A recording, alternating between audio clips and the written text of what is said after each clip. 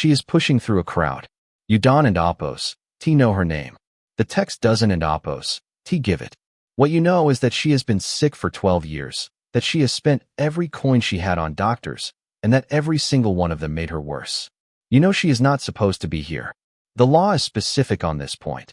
She is ceremonially unclean, and in a crowd this dense, she is technically making everyone she brushes against unclean too. She knows that. She pushes anyway. Somewhere ahead of her, through shoulders and elbows and the noise of 100 people all trying to get close to the same man. He is there. She cannot see him yet, but she has heard things, and she has decided that if she can just reach the fringe of her dress, she will be healed.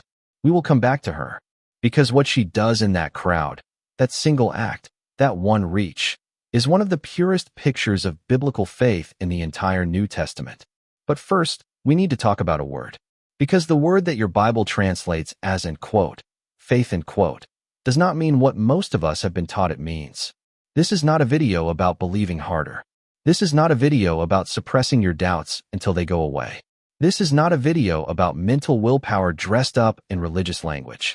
This is a video about what the Bible actually says faith is, in the original Hebrew, in the original Greek, in the lived experience of people who had almost nothing left, and what it means for you right now, in whatever situation you are sitting with today. Here is the starting point. The Hebrew word most often translated as in quote, faith in quote, in the Old Testament is in quote, emunah, in quote, and in quote, emunah in quote, does not primarily mean belief. It means steadiness, firmness, the quality of being unmoved. The same root, amen, gives us the word amen. When you say amen at the end of a prayer, you are not just saying in quote, so be it, in quote. You are saying, I am leaning my full weight on this. I am staking myself on this being true. That and apos, the word, not a feeling, a posture. And the New Testament Greek word, pistis, carries the same gravity. It was used in the ancient world to describe the bond between a Roman soldier and his general. Loyalty, allegiance, the kind of trust that doesn't and apos, evaporate when the battle gets hard. 243 times that word appears in the New Testament. And almost none of those appearances look like what we modern people call, in quote, having faith, in quote. They look like movement. The writer of Hebrews, in the 11th chapter, the great chapter on faith, gives us a definition that has puzzled readers for 2,000 years. Faith, he says, is the hypostasis of things hoped for. And the English word in quote, substance in quote, that most translations use there is actually too soft. Hypostasis is a legal term. It was used in ancient papyri, actual documents archaeologists have dug out of the Egyptian desert, to mean a title deed. The proof of ownership of something you do not yet have in hand. Faith, in biblical language, is not the feeling that something good will happen. It is the legal confidence that what God has promised already belongs to you, even before you can see it. That changes things. Stay with me. Because to understand what that actually looks like in a human life, we need to go back, all the way back, to a man who packed everything he owned into a cart and walked away from the only home he had ever known, toward a land he had never seen, with a wife who could not have children, and a God who had made him promise that, by every human calculation, was impossible. His name was Abram. Later, God would rename him Abraham, end quote, father of many nations, end quote, which must have felt like a cruel joke for most of his adult life, because he had no children. He was 75 years old. His wife Sarai was 65, and the text is careful to tell us she was barren. Not just childless, barren. The word in Hebrew is in quote, akra, end quote.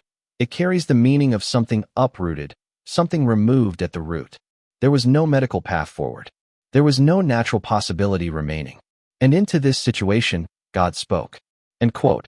Leave your country. Leave your people. Leave your father and Apos' household.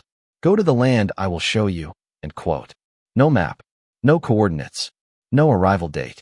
Just go, and I will show you when you get there. You have to feel the weight of what God was asking. Abram lived in Ur of the Chaldees, modern southern Iraq, one of the most sophisticated cities in the ancient world. Archaeologists have found evidence of two-story houses there, of schools, of musical instruments, of a complex legal system. This was not a primitive man leaving a mud hut. He was leaving civilization. He was leaving family networks that, in that world, were your only safety net, your only healthcare system, your only retirement plan. He was leaving everything that made life predictable. And the text says, he went. Genesis chapter 12. 3 words in Hebrew. He went. No argument recorded. No bargaining. No end quote. Let me think about it. End quote. The man who would become the father of 3 world religions simply got up and went, at 75 years old, towards something he could not see, because he trusted the voice of someone he could not fully explain. That is, end quote, emunah, end quote. That is faith as the Bible means it. Not certain about the destination. Steadiness in motion. Weight fully committed to a direction. Now here is what most people miss about Abraham. The New Testament holds him up as the supreme example of faith. Romans, Galatians, Hebrews all point to him. But when you actually read Genesis, Abraham is not a man who never wavered. He lied about his wife, twice, to protect himself. He slept with his wife and Apos' servant Hagar because he and Sarai got tired of waiting for the promise. He laughed when God told him Sarah would conceive. He actually laughed. The Hebrew text preserves it. He fell on his face and laughed. And God counted it as righteousness anyway. Because faith, in biblical terms, is not a perfect record of never doubting. It is a direction you keep returning to. A weight you keep putting back down on the same foundation, even after you and Apos' picked it up in panic and held it yourself for a while. Abraham learned that slowly. Over decades. In the desert. Under stars he could not count. And somewhere in that long education, somewhere between the laughter and the altar on Mount Moriah, he became the man that 3 billion people now call father. But Abraham is not the only one in Hebrews 11. And the next person the writer mentions is one that most Sunday school curriculum quietly skip past, because she doesn't and Apos' fit the expected profile of a hero of faith. Her name was Rahab. She lived in Jericho, the oldest continuously inhabited city in the world, a walled fortress city in Canaan. And she was a prostitute. The text doesn't and Apos' soften this. The Greek word in the New Testament is in quote, porn in quote, no ambiguity. The Jewish historian Josephus, writing in his Antiquities in the 1st century, confirms her occupation and calls her act of sheltering the 2 Israelite spies one of the most consequential decisions in Israel and Apos' history. Think about what Rahab knew and what she didn't and Apos' know. She had heard stories. That was it. She had heard what the God of Israel had done at the Red Sea 40 years earlier. She had heard about the Amorite kings, Sihon and Og, who had stood against these people and been destroyed. She had never seen any of it. She had no personal encounter with this God. She had no prophet speaking to her directly. She had rumors, secondhand reports, the kind of thing you hear in a city and file away. And when 2 strangers arrived at her door, strangers she knew immediately were Israelite spies, she made a decision based on nothing more than those rumors. She hid them on the roof, under stalks of flax, while the king and Apos' soldiers knocked at her gate. She lied to the soldiers. She lowered the spies by a rope out of her window in the city wall. And before she did, she made them promise, when your people come, when these walls fall, spare my family. And the spies said yes, tie a scarlet cord in the window, so you can be found. She tied the cord. She kept it there. And when Jericho and Apos' walls came down, every wall except the section where Rahab lived, she and every person inside her house survived. Hebrews 11 names her alongside Abraham. James names her alongside Abraham. Matthew chapter 1 puts her name in the genealogy of Jesus Christ.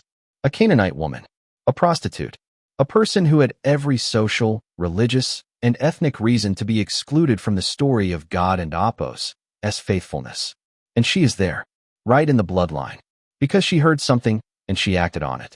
She had no certainty. She had no theology. She had a scarlet cord and a window and a decision made in the dark. That is faith. And then there is Enoch, the quietest name in Hebrews 11. The text gives him only one sentence, and quote, by faith Enoch was taken from this life, so that he did not experience death, end quote. But before that line, Genesis chapter 5 gives us something even more striking.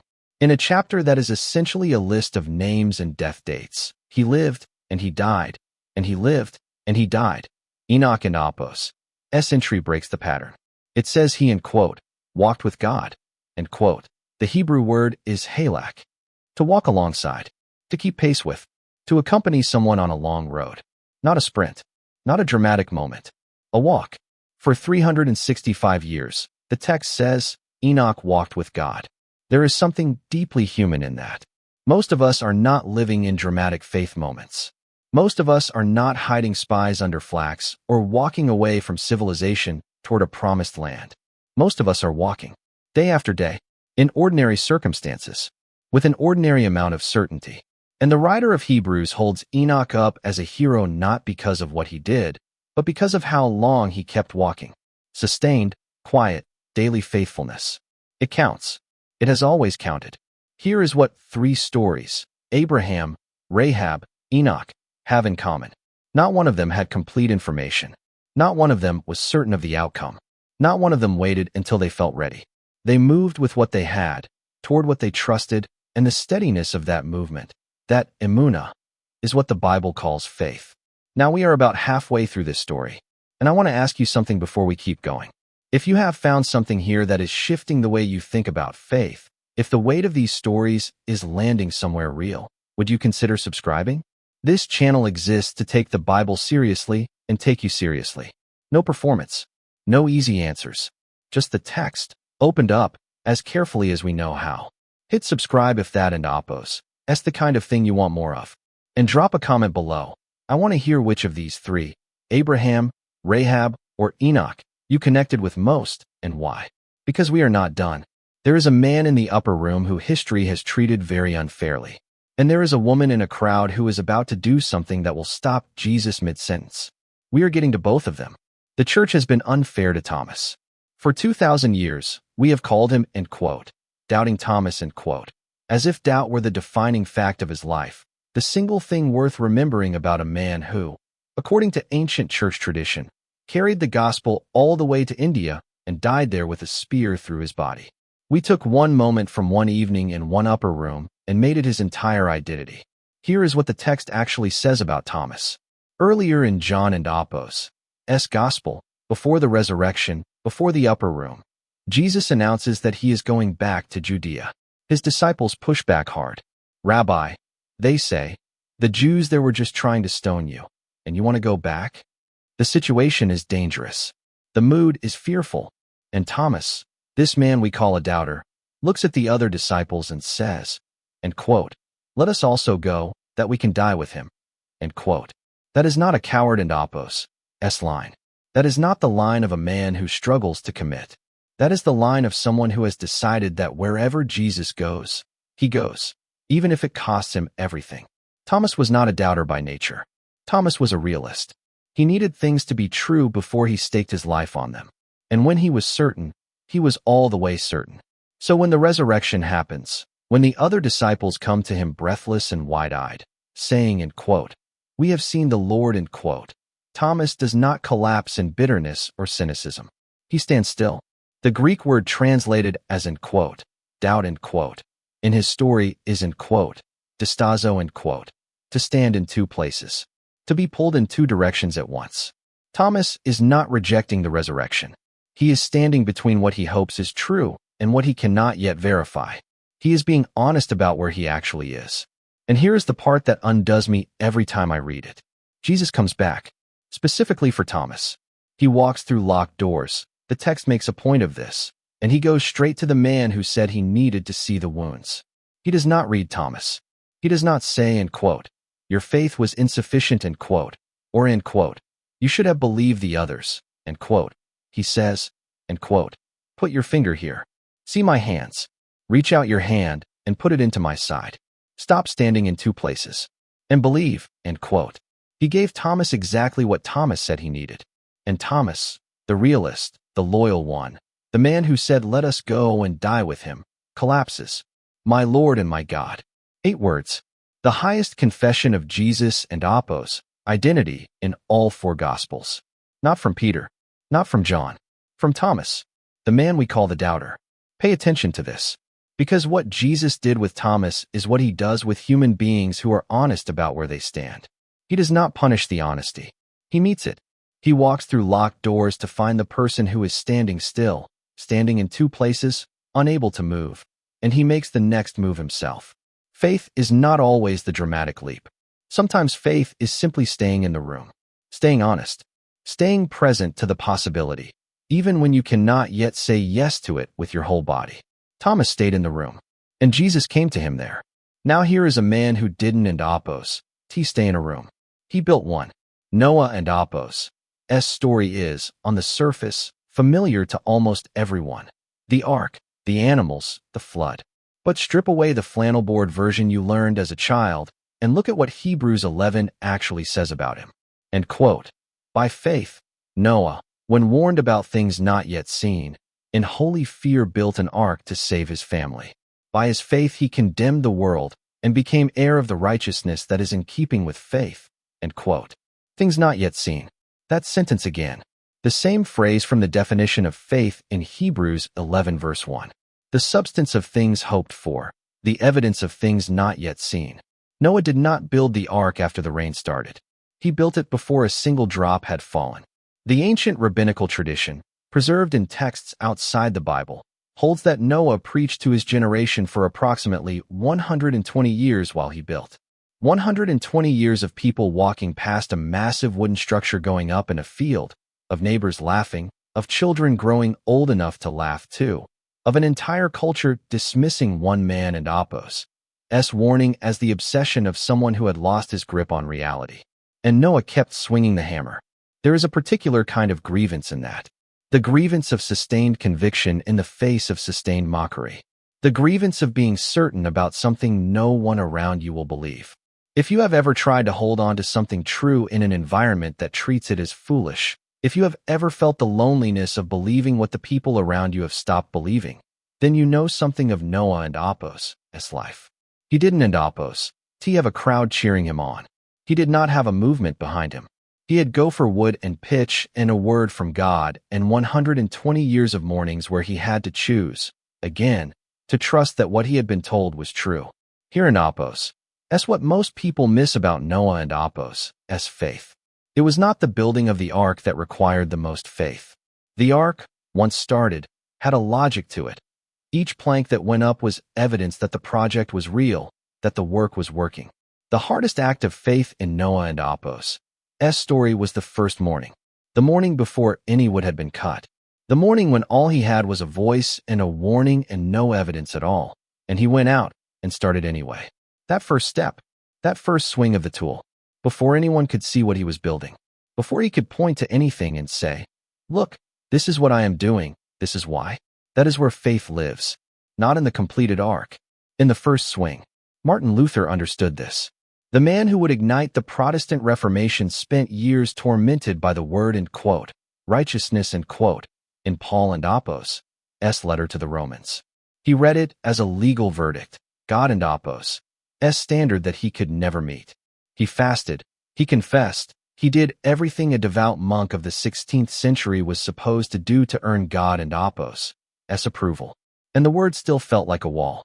Then one night, in the tower of the Augustinian monastery in Wittenberg, studying Romans chapter 1, the Greek word and quote, pistis and quote, broke open for him. Faith, not intellectual assent, not performance, not accumulated religious merit. Trust, the kind of trust a soldier places in his general, the kind of trust a child places in a parent and Apos' arms. Bodyweight confidence, full commitment trust, the kind of trust that, once given, changes your posture entirely. Luther wrote afterward that he felt as if the gates of paradise had opened before him, not because he had more information, not because his circumstances had changed, because he understood, for the first time, what the word actually meant, and he put his weight down on it. That is the pattern. Abraham going, Rahab tying the cord, Enoch walking, Thomas staying in the room, Noah swinging the hammer on the first morning, Luther putting his weight down in a tower at night. Different people, different centuries, different everything. Same word, same posture, same God. And now we need to go back to that crowd, because there is a woman in it who has been waiting, who has been pushing towards something she cannot yet see. And what she does next is going to change the way you read every faith story you have ever heard. Her name is not in the text. In 12 years of suffering, she had become, to the religious world around her, not a person, but on condition. The law of Moses, Leviticus chapter 15, was specific. A woman with a discharge of blood was unclean. Everything she touched was unclean. Everyone she touched was unclean. She could not enter the temple courts. She could not participate in the feasts. She couldn't endopos, sit in a synagogue. She was not, in the formal religious sense, allowed to be in a crowd at all. For 12 years, this had been her life. She had gone to every physician available to her. Mark Anopos' gospel says she had suffered greatly under their care. The Greek word is pathusa, the same root as our word pathos, a word that carries the full weight of human anguish, and that she had spent everything she had, and that instead of getting better, she had grown worse. 12 years of getting worse. 12 years of expense.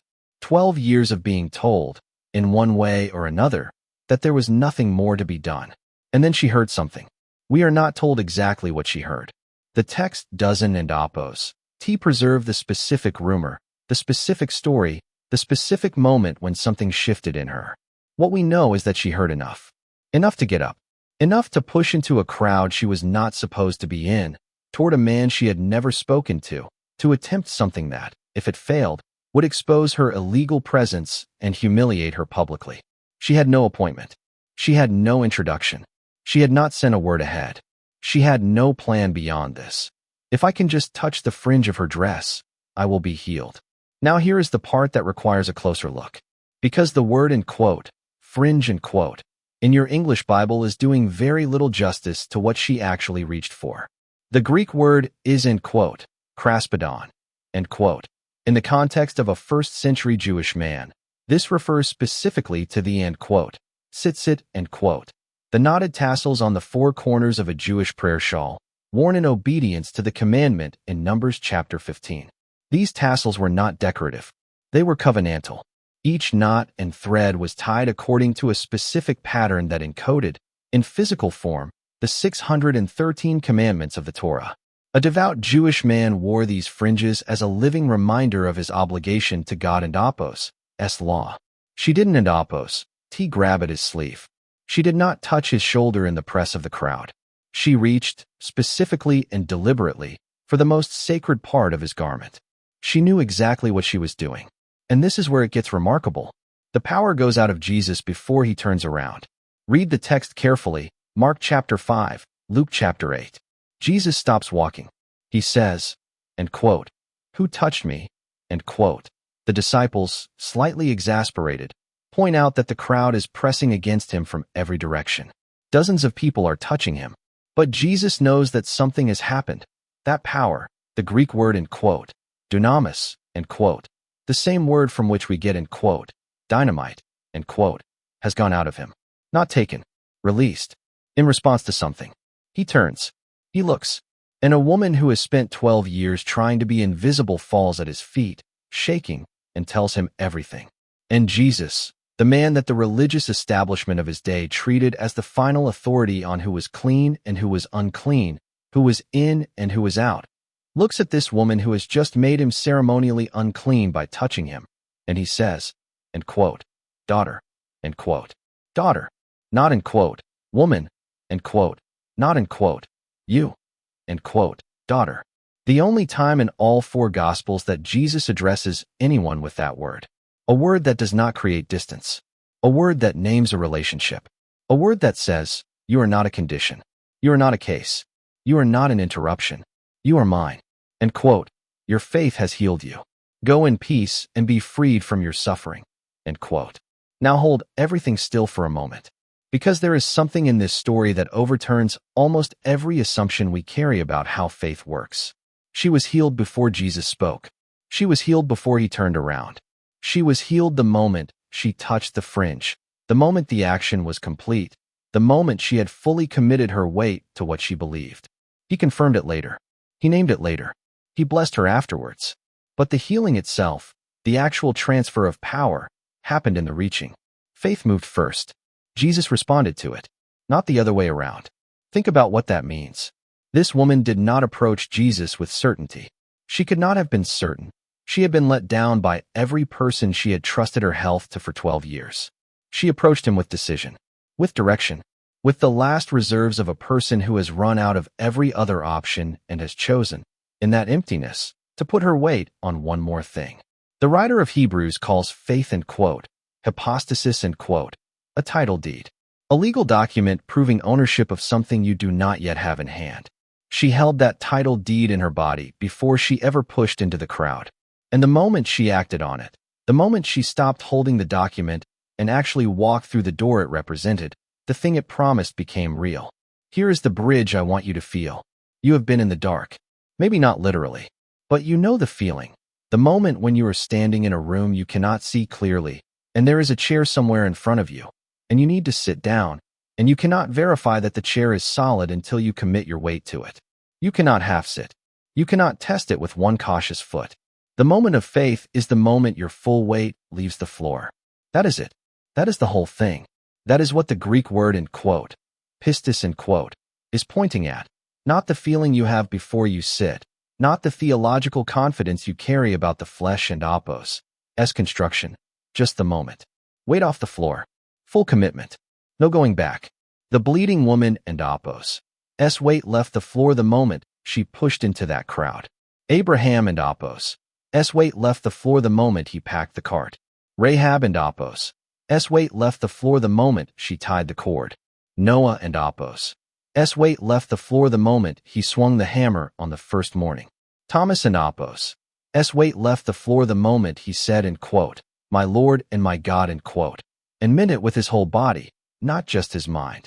And Luther and apos, s weight left the floor in a tower in Wittenberg, in the middle of the night, when a Greek word finally meant what it had always meant, and he stopped trying to earn his way to solid ground and simply, Saturday, down. This is not a story about people who had extraordinary amounts of faith. This is not a story about spiritual giants who never wavered and never feared and never stood in two places at once. This is a story about ordinary, broken, exhausted, sometimes laughing, sometimes weeping human beings who each found one moment, one specific, unrepeatable moment, where they committed their weight. And that was enough. It has always been enough. So let Apos bring this home. 3 takeaways. 3 things to carry out of this video and into whatever you are walking through right now. The first is this. Biblical faith is not intellectual agreement. It is not the absence of doubt. It is not a feeling you generate by believing hard enough or praying long enough or reading enough of the right books. The Hebrew word is emunah, steadiness. The Greek word is in quote, pistis in quote, loyalty, allegiance, bodyweight trust. The writer of Hebrews calls it, and quote, hypostasis and quote, a title deed to something you do not yet hold in your hand. Faith, in the language of the Bible, is a posture. It is where you put your weight. And you can put your weight somewhere trembling. You can put your weight somewhere with tears running down your face. You can put your weight somewhere while still remembering every time you were let down before. The posture is what counts. The direction is what counts, not the feeling. Abraham laughed. Thomas stood in 2 places. The bleeding woman came to Jesus and quote, fearing and trembling and quote. Mark tells us exactly that. None of that disqualified them. None of that made their faith insufficient. They moved anyway, and the moving was the faith. The second takeaway is more personal, and I want you to actually sit with this one for a moment. You do not need more faith than you already have. Jesus said it himself, a mustard seed, the smallest seed his listeners knew.